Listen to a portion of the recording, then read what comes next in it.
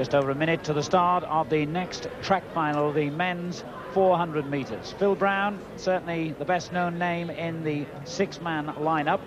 Phil Brown, who's managed to retain his record of never having missed a major championships when he went to Seoul in the Olympic Games, since he finished fourth in the European Championships as a 20-year-old all those years ago. He's been to every single major championship for Great Britain, and of course has a rightly distinguished record as one of our finest ever relay runners, having won countless relay medals.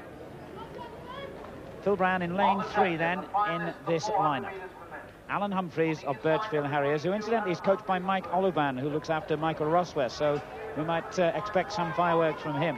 Mark Morris of Windsor, Slough and Eton in lane 2. Phil Brown, Birchfield Harriers, lane 3. Paul Dennis of Spenborough, last year's Northern champion, runs in lane 4. Paul Sanders of the Team Solent Club in lane 5. Donovan Reid of Shaftesbury Barnet Harriers in lane 6. Donovan Reid, better known, of course, as a 200-metre man and a 100-metre man, and indeed he was an Olympic finalist in 1984 in the 100 metres. But let's go through the lanes. Alan Humphreys, the Birchfield Harrier, on the small side as quarter-milers go. He's in lane 1. Mark Morris, third in last year's championships in 2. Phil Brown hoping to win his 4th United Kingdom title in lane 3. Paul Dennis, last year's Northern champion, in lane 4.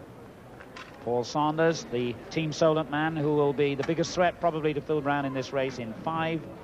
And Donovan Reid in lane 6, who's now made a serious switch to 400 metres. He was telling me because of all the injury problems he's had over the shorter sprints.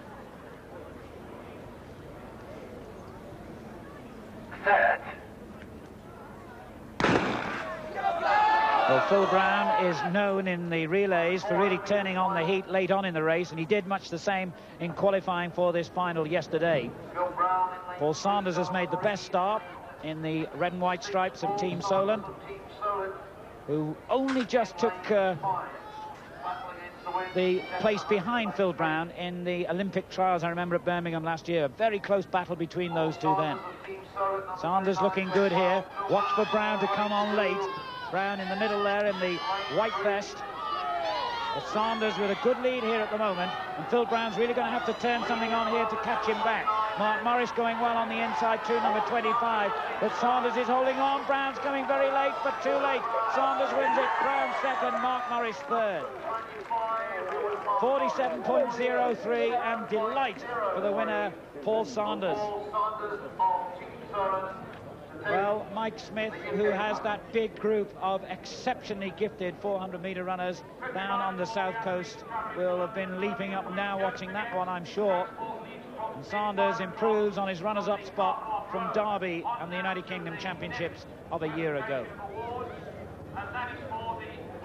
Steve Ovett?